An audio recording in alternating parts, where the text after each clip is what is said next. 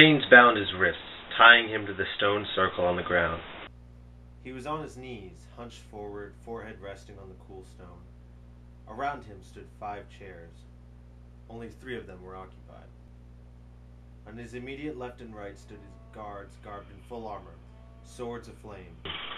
He seethed, anger rising inside of him, overtaking him, ruling him. Standing in front of him, addressing the 3 in the chairs, was the one who wanted him dead.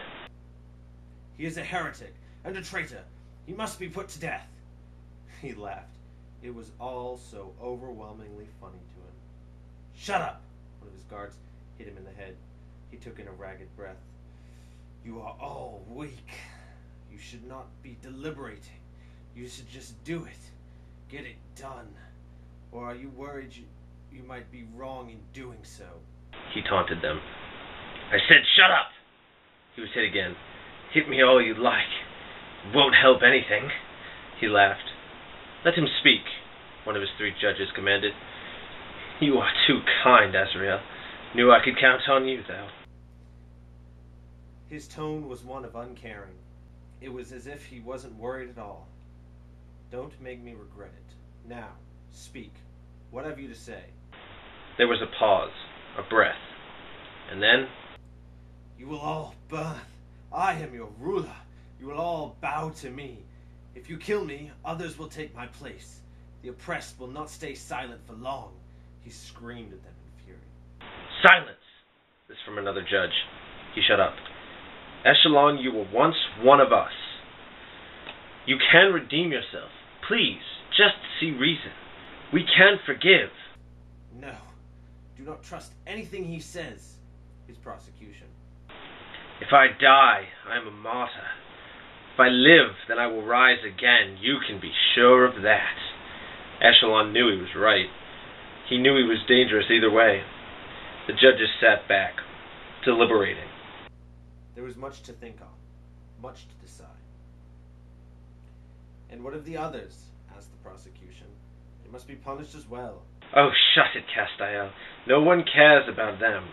They are harmless. They do not fight for me, nor do I wish them to. They are as weak as you, if not weaker," Echelon spoke. The judges did not respond to Castiel, although the same thought had crossed their mind as well. The others, the ones Echelon had been tasked with leading before he turned, had to be punished too. The whole affair turned bad fast after Echelon's capture. "We cannot kill him," said the one to Azrael's right. Castiel's head shut up. "And why not?" he raged. "Because Echelon is right. He is either a martyr or a symbol for his army to rally around. He cannot be given the chance to cause a second attack. As for the others, they too need to be punished." Echelon roared with laughter. This whole debacle was darkly amusing to him. "You wish to punish those most gifted among you. Pray tell for what?" A hushed silence fell, one that showed their displeasure at Echelon. "He will be punishing them because they did not choose a side in the war," the one to Azrael's right said. "And your 2 empty chairs, how will you fill those?" he inquired. "That is none of your concern. You have greater things to worry about," from Azrael. He sneered and then roared, throwing himself against his chains. "I am not beneath you. Do not look down your nose at me, you pious bastard. Without me you are nothing," he screamed. "You seek judgment on a crime you yourself have sought to commit. Your hypocrisy sickens me." He fought against his chains with all his might before his guards stepped toward him and kicked him in the stomach, toppling him. He sucked in another breath. "I cannot turn on my element. Interesting," he continued.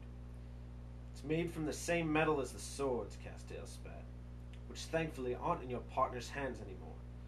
"Oh, so he lost them. Things I'm just now finding out. Tell me more." His voice was sarcastic. "He must be made an example of. All of them must be, so that the thought of rebellion will never again rise in them. His army cannot rally around him if he doesn't exist anymore," Raphael the angel, to the left of Azrael, said. "I already told you, you cannot kill me. It will make me a martyr," Echelon screamed. "I never said kill. I said cease to exist, Raphael taunted Echelon right back. And for the first time during his trial, fear rose up in Echelon. What do you mean? He asked. We will have Leonardo erase your memory, quell your power, and set you to wander along the face of the earth until its end, Raphael explained. A look of admiration came over Azrael. It was a good plan. Bring in the others, he commanded. 5 other beings were marched into the circle in chains. You chained them too? Echelon was genuinely surprised. The one in the lead, a blonde woman, had tears in her eyes. A sneer came over Echelon's face when she looked at him. She turned away, unable to watch him like this.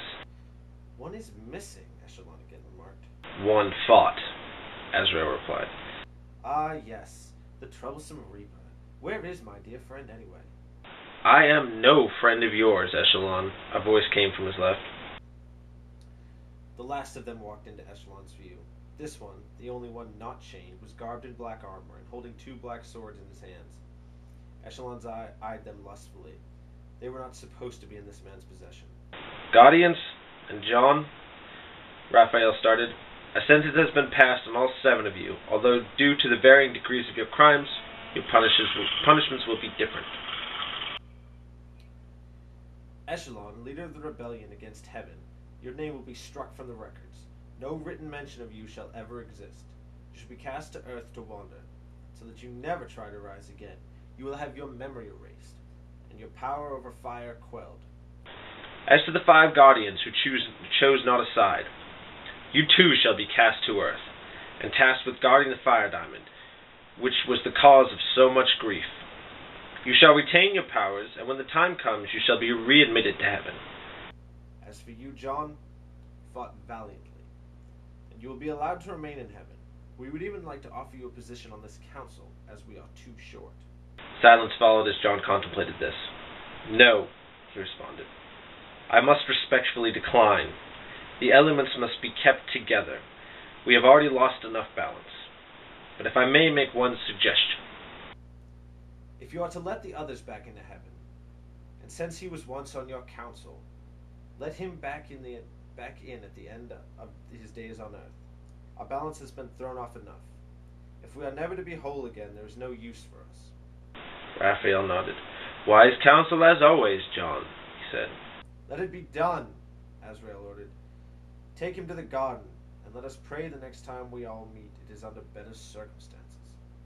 The guards around Echelon unhooked his chains from the stone circle he was tied to. He strained against them, screaming at his angel tribunal, blood-curdling roars that echoed up and bounced back on him. Kenneth Fleury bolted upright in bed, sweating and breathing hard. He put his hand on his chest and then his face. He was all there. It was all just a bad dream. Nothing more, just a dream. He closed his eyes and calmed his breathing. Just a dream. Morning would bring forgetfulness and the promise of a new day.